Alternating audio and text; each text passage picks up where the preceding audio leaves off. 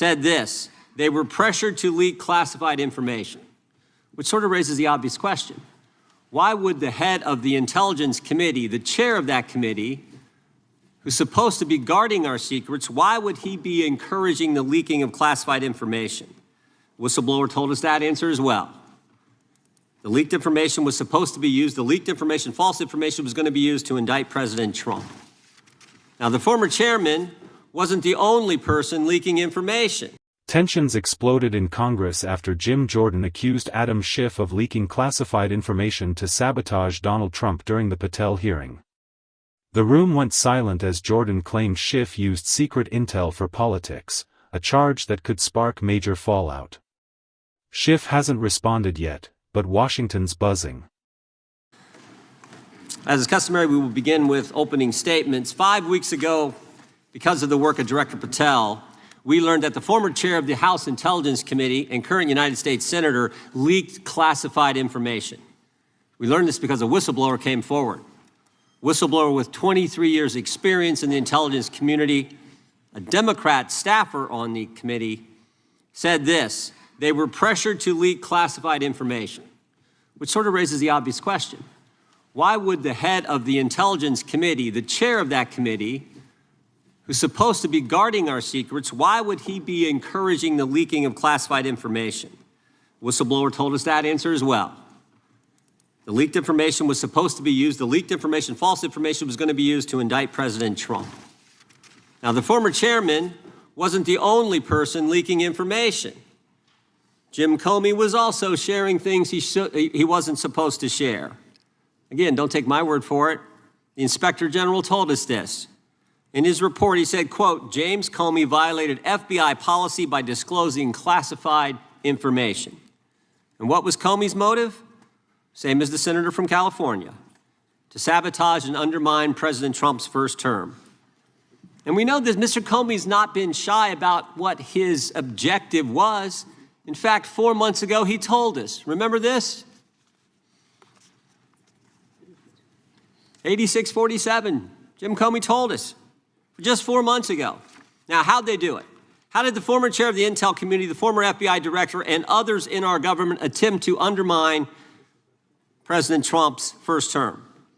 7 weeks ago, because of the good work of the Director of National Intelligence, Tulsi Gabbard, we learned from another whistleblower, a second whistleblower, that in the closing days of the Obama administration, the intelligence community assessment was changed. On December 5th, 2016, they had one assessment. That assessment said Russia did not impact the election vote count. There was a meeting at the White House on December 9th, 2016, where it was decided, no, we're not going to have that. We're going to come up with a new one. And the new one said Russia was trying to influence election and did influence election, which just wasn't accurate. And that new one is published on January 6, 2017. Let's just show you a few things that took place. I want to show you first this email from Admiral Rogers, the head of the NSA. You can see it was December 22nd. It says to Jim, John, and Jim Clapper, John Brennan, Jim Comey. And he says, I asked my team if they've had sufficient access to the underlying intelligence, sufficient time to review that intelligence. On both points, my team raised concern. Further states, my folks aren't fully comfortable. A few hours later, there's an email back to Admiral Rogers. This one is from Jim Clapper, and it says this: it is essential that we be on the same page and all of us are supportive of the report in the highest tradition of, that's our story and we're sticking to it. We may have to compromise on our normal modalities. This is one project that has to be a team sport. That's our story, and we're sticking to it. Compromise on normal modalities, that's a fancy way of saying, that's the government speak for we're going to have to change the rules. In fact, we're not going to follow our own rules.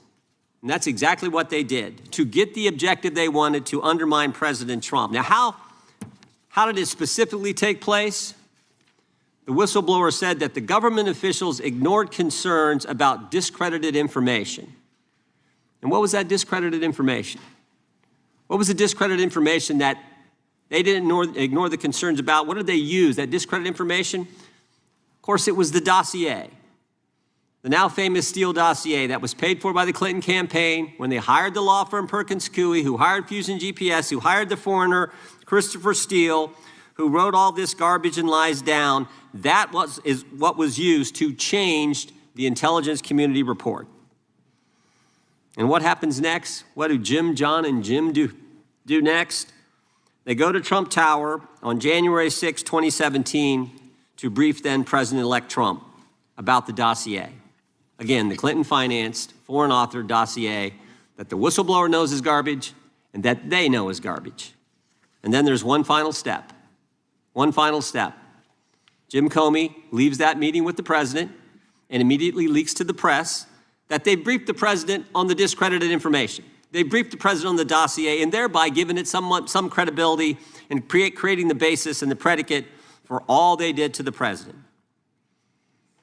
They leaked false information, they leaked classified information, they used and leaked discredited information, and they didn't follow their own rules, all to sabotage President Trump's first term. And but for this guy, Kash Patel, but for this guy, we would never have known this information. The good people of this great country would not have known what took place 8 years ago when they were trying to undermine the guy elected by we the people. And I want to thank Attorney General Bondi. She set up a special strike force, a special team to look into this and see if there's any criminal liability that exists in what took place. Now, in addition to getting the truth to the people, Director Patel is getting the bad guys off the street. He's moved agents out of Washington, got the focus off of politics here in D.C., and is instead putting bad guys behind bars. 21,000 violent criminals have been taken off the streets, which is a 125% increase from the comparable period in the previous administration. He's rescued 4,000 kids. He's got 1,300 predators who he's arrested.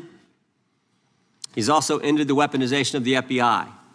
No more spying on parents at school board meetings. No more pre-dawn raids on pro-life Catholics. No more retaliation against whistleblowers.